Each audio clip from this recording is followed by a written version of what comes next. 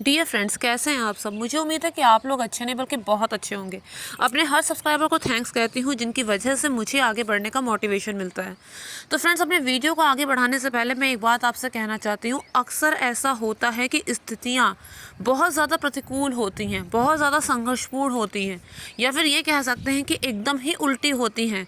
लेकिन फिर भी कोई सफलता पा लेता है, फिर भी वो हासिल कर लेता है जो वो हासिल करना चाहता है, क्योंकि उसके अंदर मेहनत होती है, क्योंकि उसके अंदर जज्बा होता है, कुछ कर दिखाने का जुनून होता है और ज़िद होती है। ये बात बिल्कुल ठीक है, लेकिन इसके अलावा एक चीज़ और होती है, वो होता है उसके अपनों का सपोर्ट। क्योंकि कई बार ऐसा भी कहते हैं कि इंसान दुनिया से तो जीत जाता है लेकिन अपने अपनों से हार जाता है। बाहर तो वो लड़ लेगा, लेकिन जब अपने ही दुश्मन बन बैठेंगे तो वो उनका मुकाबला भला कैसे करेगा। ये कहानी भी इसी पर आधारित है। मनोज जब आईएएस का सपना लेकर शहर आता है तो उसके पास भले कोई संसाधन, कोई सुविधा ना हो, लेकिन उसके अपनों का अटूट विश्वास उसके साथ होता है। उसके अपने जो उससे उम्मीद लगाए बैठे होते हैं, उसके अपने जो उसे हमेशा प्रोत्साहित करते रहते हैं, उसके अपने जिन्होंने उसके बैकग्राउंड पर उसे जज नहीं किया कि अरे ये क्या, ये तो 12वीं में एक बार फेल हुआ था, 10वीं नकल करके पास हुआ था, 12वीं में दोबारा 3rd डिवीज़न से पास हुआ था। ये सब करके उसे जज नहीं करते, बल्कि उनको सिर्फ ये होता है कि हमारा बेटा कुछ कर दिखाएगा, और वो सच में कुछ कर दिखाता है।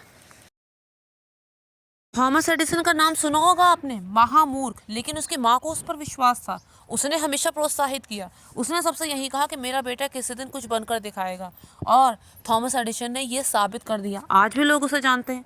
गुंजन सक्सेना, कारगिल गर्ल, उसका नाम तो आपने सुना होगा ना।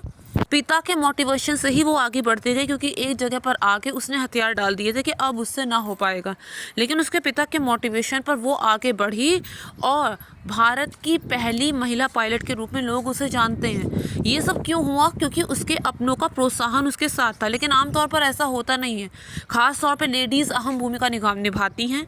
इतना ज़्यादा कला कलेश का वातावरण पनपने देती हैं, इतना ज़्यादा कला कलेश का वातावरण घर में बनाकर रखती हैं कि ऐसे में स्टूडेंट पढ़ेगा कब, बच्चा पढ़ेगा कब। तो चलिए, बहरहाल उस चीज़ को छोड़ते हैं, क्योंकि उस चीज़ को तो वही समझ सकता है जिसने वो चीज़ खुद से फेस की हो। अब हम इस कहानी में आगे बढ़ते हैं। मनोज 12वीं की परीक्षा के लिए पर्चियां बना रहा था, लेकिन उस साल नया डीएसपी उनके गांव में बदली होकर आया था। वो घूस लेने को तैयार नहीं था और वो चीटिंग होने नहीं दे रहा था, जिस वजह से उस साल सारे बच्चे फेल हो गए। इसके बाद मनोज के पिता पर मुकदमा चला, क्योंकि उन्होंने भी घूस लेने से मना कर दिया था अपने कार्यालय में, जिस वजह से विधायक ने उन्हें झूठे मुकदमे में फंसा दिया। उन्हें केस लड़ने दिल्ली जाना था, वो वहाँ से चला गया। अब उसके बाद घर कैसे चले? तो मनोज और उसका भाई दोनों मिलकर एक वाहन चलाने लगे, जिससे यात्रियों को इधर से उधर छोड़कर उस किराए से वो लोग अपना घर चला सके। लेकिन विधायक के आदमियों को उससे भी आपत्ति थी, क्योंकि उनकी बस खाली खड़ी रहे ये उन्हें स्वीकार नहीं था। इसी बात पे दोनों पक्षों के बीच में लड़ाई होने लगी, जिस वजह से मनोज और उसके भाई को पुलिस पकड़ कर ले गई और वहां हवालात में उनके साथ बुरा व्यवहार करने लगी, उन्हें मारने पीटने लगी। इस पर वो लोग चुपचाप सब कुछ सह रहे थे, लेकिन जब मनोज के पिता को उस पुलिस वाले ने चोर कहा, जो कि सरासर गलत था, तो मनोज को गुस्सा आ गया और उसने कहा कि अभी मेरा हथियार मेरे पास नहीं है, नहीं तो मैं तुम्हारी गर्दन काट देता। पुलिस वाले को और गुस्सा आया और उसने कहा कि जा अपने घर से हथियार लेकर आ और उसके बाद मेरी गर्दन काट दे, नहीं तो मैं तेरे भाई को मार डालूंगा। अब मनोज को किसी तरह अपने भाई की जान बचानी थी। उसे लगा कि डीएसपी एक अच्छा आदमी है और वो भागता हुआ डीएसपी के पास गया।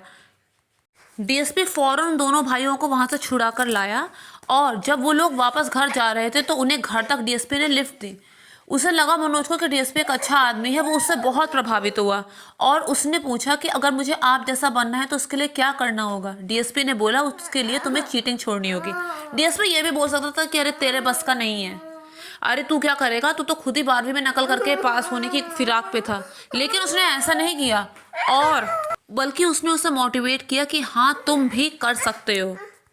और उसके इसी शब्द ने नींव की ईंट का काम किया। उसके बाद मनोज ने अपनी मेहनत से 12वीं की परीक्षा पास की, लेकिन वो 3rd डिवीज़न से पास होकर भी बहुत खुश था क्योंकि उसकी 3rd डिवीज़न अपनी मेहनत की थी। बाकी सब ने चीटिंग की थी क्योंकि डीएसपी की बदली फिर से उस जगह से हो गई थी, जिस वजह से बाकी सब ने खूब चीटिंग की, पर वो अपनी मेहनत से पास हुआ। माँ ने घर खर्च चलाने के लिए सारी गायें बेच दी। मनोज और उसके भाई दोनों काम किए और घर खर्च भी निकालते और खुद पढ़ाई भी करते।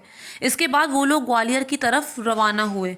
वो लोग नहीं, सिर्फ मनोज, क्योंकि उसे तो डीएसपी जैसा बनना था, लेकिन उसे ये नहीं पता था कि उसके लिए उसे यूपीएससी की परीक्षा उत्तीर्ण करनी होगी।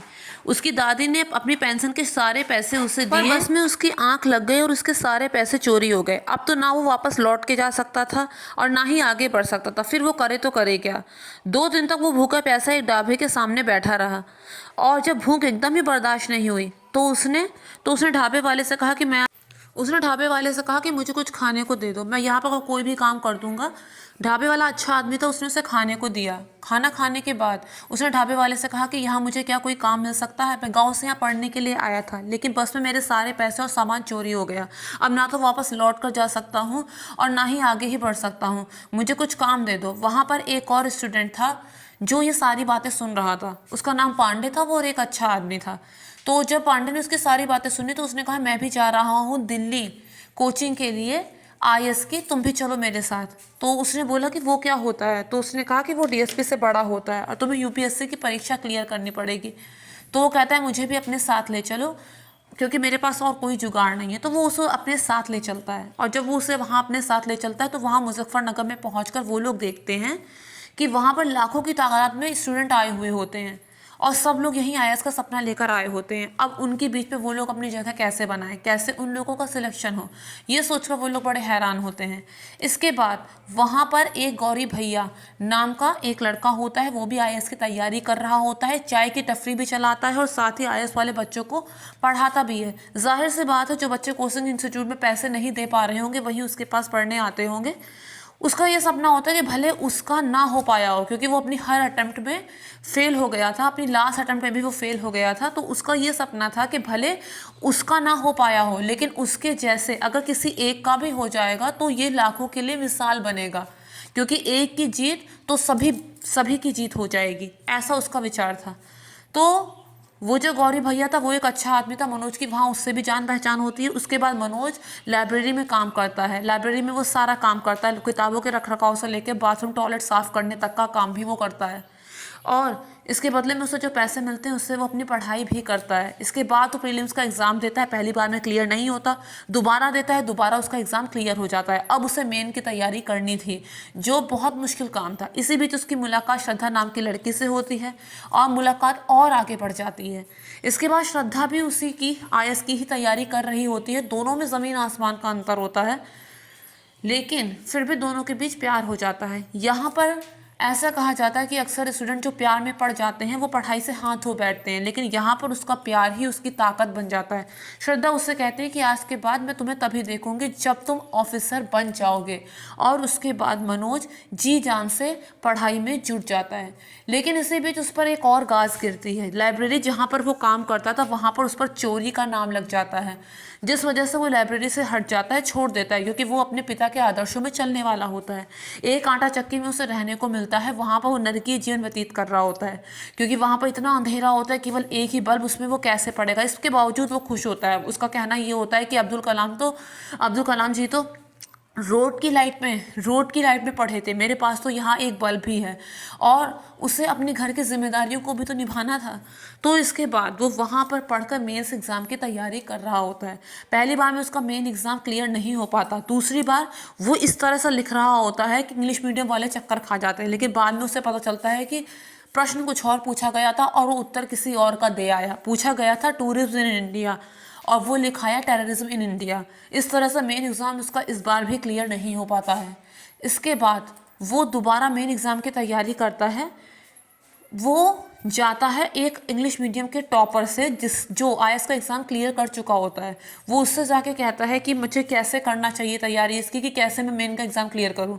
तो उसने कहा तुम्हें टाइम मैनेजमेंट करना होगा, टाइम डिवीज़न करना होगा कि तुम हर प्रश्न में तुम्हें 9 मिनट से ज़्यादा टाइम नहीं देना है।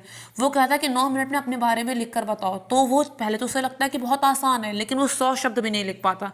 तब उसे पता चलता है कि वो किस किस परिस्थिति में है, बल्कि कितने पानी में है। वो कहता है, जो टॉपर होता है, कि तुमसे नहीं हो पाएगा, तुम जाओ। तो वो जाके गौरी भैया को बताता है। तो गौरी भैया उससे कहते हैं कि ऐसे कैसे कह दिया उसने कि तुमसे नहीं हो पाएगा, बिल्कुल तुमसे हो पाएगा, लेकिन तुम्हें सब कुछ छोड़ के केवल पढ़ाई पे ध्यान देना होगा।